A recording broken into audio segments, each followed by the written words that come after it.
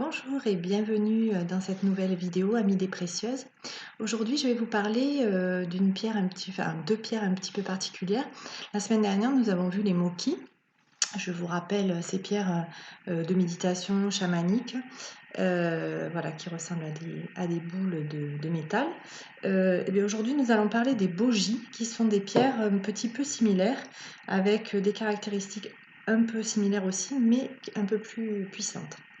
Alors, je vous les montre. Donc, il y a comme pour les moquis, une pierre un petit peu plus lisse et une autre rugueuse. Alors, celle-ci a de grosses aspérités. Il y en a d'autres qui en ont un petit peu moins, hein. On voit un petit peu moins la différence entre les deux, mais toujours globalement une un peu plus plate et une avec des aspérités toujours assez lisses. Voilà, là j'en ai sur une autre carte où on voit que des fois la seconde n'est pas forcément très ronde non plus. Elle avait des formes un peu différentes. Donc les bogies sont utilisées donc, par paire. Alors une pierre représente le principe masculin, donc soit le soleil ou le yang, donc c'est la pierre la plus rugueuse en fait. Et l'autre va représenter plutôt le principe féminin, donc elle est plus lisse, elle représente le yin ou aussi la lune. Le bogie le plus lisse, c'est l'énergie négative, donc toujours celle-ci, hein, au niveau, donc l'énergie négative est féminine et l'énergie positive est masculine. Donc, pour les prendre dans les mains, alors en général, il faut quand même tester toujours la polarité des pierres au niveau du pendule, c'est mieux. Mais la main positive, donc c'est la droite chez l'homme. Et la main positive chez la femme, c'est la gauche. Donc l'énergie positive, celle-ci, on va la mettre à gauche chez la femme. Bon là, vous êtes un petit peu inversé. Et l'énergie négative lisse à droite chez la femme. Et inversé pour les hommes. Voilà, enfin, vous pouvez vous repasser la vidéo si c'est pas très clair, mais entre le positif, le négatif, le féminin, le masculin. Donc, une fois qu'on a quand même vérifié les polarités des pierres, on peut s'en servir comme ça. Alors, au niveau de l'histoire, les bogies donc, sont des pierres qui sont très rares car on ne les trouve qu'à un seul endroit sur la planète.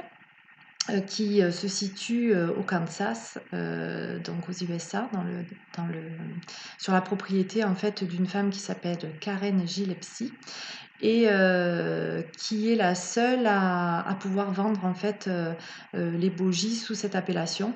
Ensuite, vous trouverez beaucoup de ces pierres qui s'appellent Rockstone ou Pop Rock. Enfin, vous avez plusieurs appellations, mais l'appellation bogie est vraiment réservée à cette partie des USA et qui est donc gérée par Karen Gillespie qui donc les a découverts avec son grand-père en fait au départ, donc c'était la propriété de son grand-père et un jour il l'a amené sur son, bon c'est des hectares, hein, je ne sais plus combien d'hectares, et en fait ça forme comme une espèce de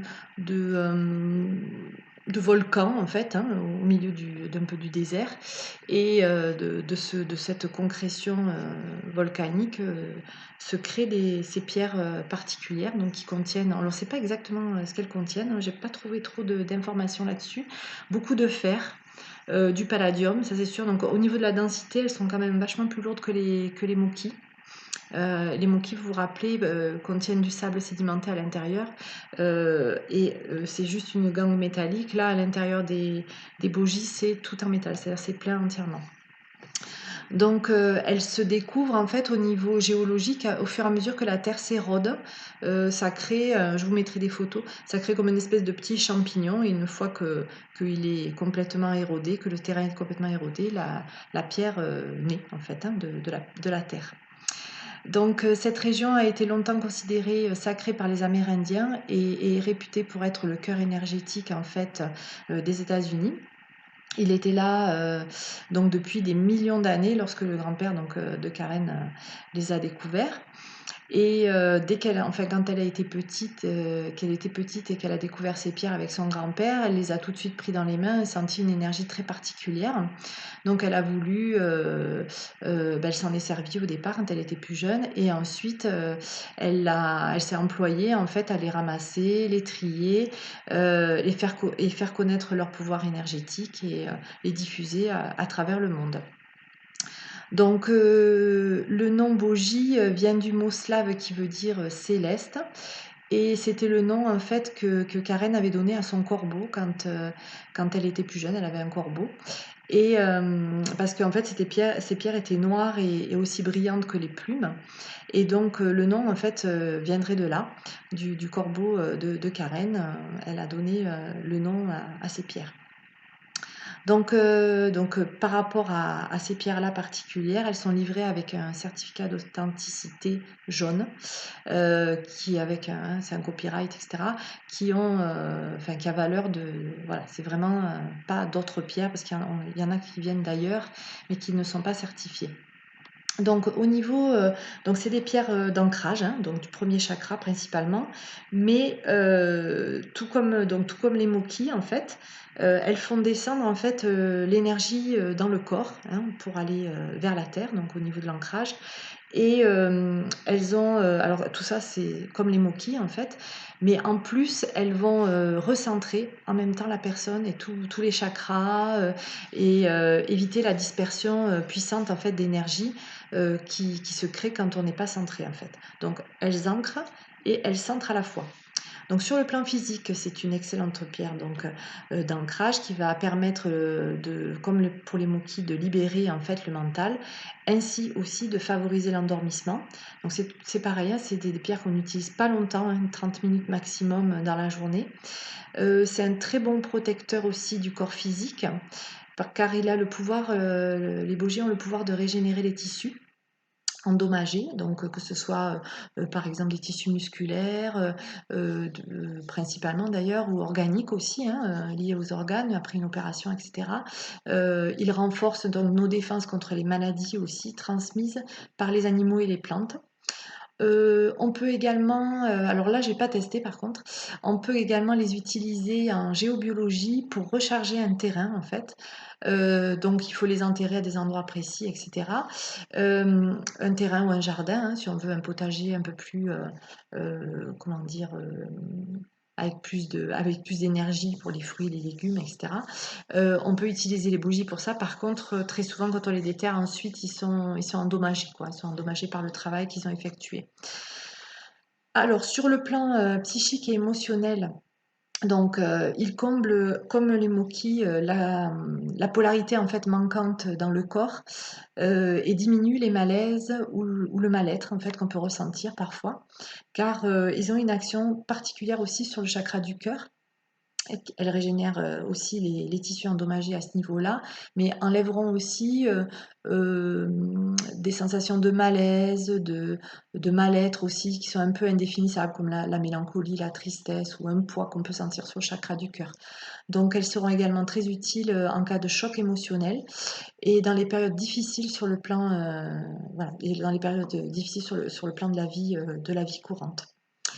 Donc au niveau, spirituel et énergétique, donc elle rééquilibre et régule l'énergie. Le champ électromagnétique créé relie, le corps éthérique au corps physique et nettoie l'aura, tout en colmatant les fuites énergétiques. Donc c'est vraiment des pierres qui sont, assez puissantes à ce niveau-là. C'est qu'elles ont, plusieurs rôles et notamment un rôle vraiment d'unification en fait de la personne, de se retrouver dans son entièreté, dans son entité, 1re. Donc dans une séance plus longue, on peut, s'en servir donc, là plus de 15 minutes pour dégager donc des schémas ancrés dans votre, subconscient et ainsi augmenter votre capacité de connexion à votre moi supérieur. Donc c'est là pour aller chercher un petit peu plus aussi dans les vies antérieures. Ce sont des pierres d'équilibre. Elles harmonisent donc je l'ai dit l'ensemble des chakras pour créer en fait un pont entre les forces cosmiques et la terre-mère. Donc, c'est un petit peu comme les Moki, mais de façon beaucoup plus en lien avec tous nos méridiens, tous nos chakras, le long de la colonne vertébrale, etc. Donc ils sont très utiles aussi pour les thérapeutes, à la fois pour se recharger et se protéger en fait des énergies, des personnes qui viennent se faire soigner. Et cela en un temps record de 15 minutes, donc c'est assez intéressant de les porter sur soi entre deux patients par exemple, si on a un petit laps de temps, pour se recharger et se protéger. Voilà, il faut quand même des bougies pour cela, hein, d'environ 4 à 5 centimètres de diamètre, donc ceux-là ils font 4, c'est à peu près cette dimension-là qu'il faut pour avoir cet effet-là, car il en existe hein, évidemment des bien plus petits. Voilà, j'espère que cette vidéo vous a plu. Je vous souhaite une bonne fin de journée et je vous dis à demain. Merci.